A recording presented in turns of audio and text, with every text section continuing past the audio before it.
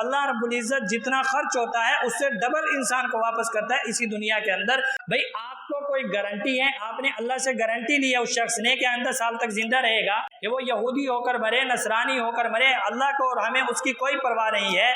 حج اسی طرح ہمارے سر کے اوپر کھڑا ہے۔ دوسری بات یہ ہے کہ اگر اللہ رب العزت نے آپ کو یہ کہا ہے کہ آپ حج کریں، اگر آپ کے اوپر حج فرض ہو گیا ہے تو اب حج کرنا فرض ہوا، پیسے کی وجہ سے، پیسہ کس نے دیا؟ اللہ نے۔ اللہ کیوں مانگ رہا ہے؟ اور یہ بھی علماء کرام فرماتے ہیں کہ اللہ رب العزت تجربہ کر کے دیکھ لے، انسان جب حج پر جاتا ہے تو اللہ رب العزت جتنا خرچ ہوتا ہے اس سے ڈبل انسان کو واپس کرتا ہے اسی دنیا کے اندر، اور قیامت کے اندر جو وعدے ہیں وہ اس سے علیحدہ ہیں۔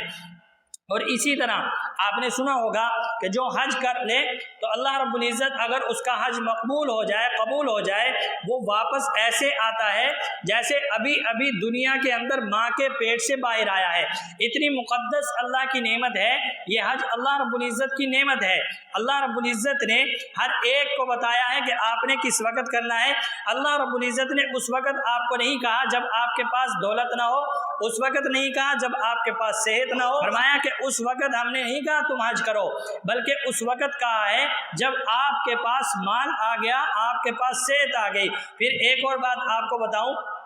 کہ اگر انسان یہ بات کہے کہ میں اس سال اپنا کاروبار سیٹل کر لوں، میرے سیزن کے دن ہے، ابھی سیزن کے دن ہے، حاجی جا رہے ہیں حج پر، تو میں حج جو ہے آئندہ سال کر لوں گا۔ بھئی آپ کو کوئی گارنٹی ہے، آپ نے اللہ سے گارنٹی لی ہے اس شخص نے کہ آئندہ سال تک زندہ رہے گا، کیا اللہ نے اسے لکھ کر دیا آئندہ سال تک ہم آپ کو زندگی دے رہے ہیں، آپ اس سال پیسہ کما لو، آئندہ سال حج پر چلے جانا؟ اگر آئندہ سال سے پہلے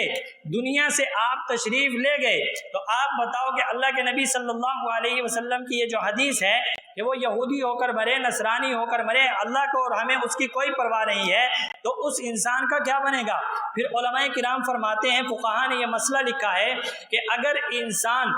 حج نہیں کرتا، اگر انسان جو ہے اس سال مطلب ایک سال حج پر نہیں جاتا، اس پر حج فرض ہو گیا، آئندہ سال اگر اس کے پاس سے اللہ نے پیسہ چھین لیا، واپس لے لیا، تو اس انسان کے اوپر بدستور حج اسی طرح فرض رہے گا جیسے پہلے تھا۔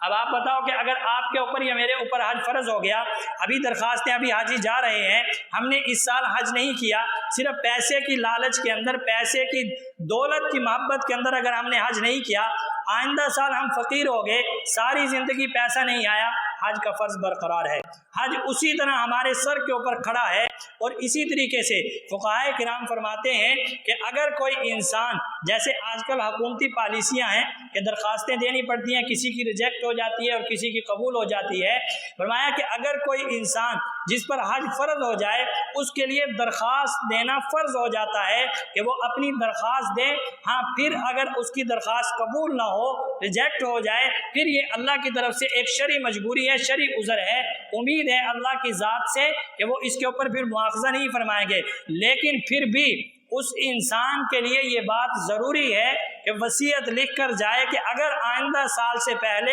میں دنیا سے چلا گیا، اگر آئندہ سال سے پہلے میں مر گیا تو میری جگہ کسی اور کو حج بدل کروانا یہ ورثاء کے لیے ضروری ہے۔ ایک مسئلہ آپ کو اور سمجھا دوں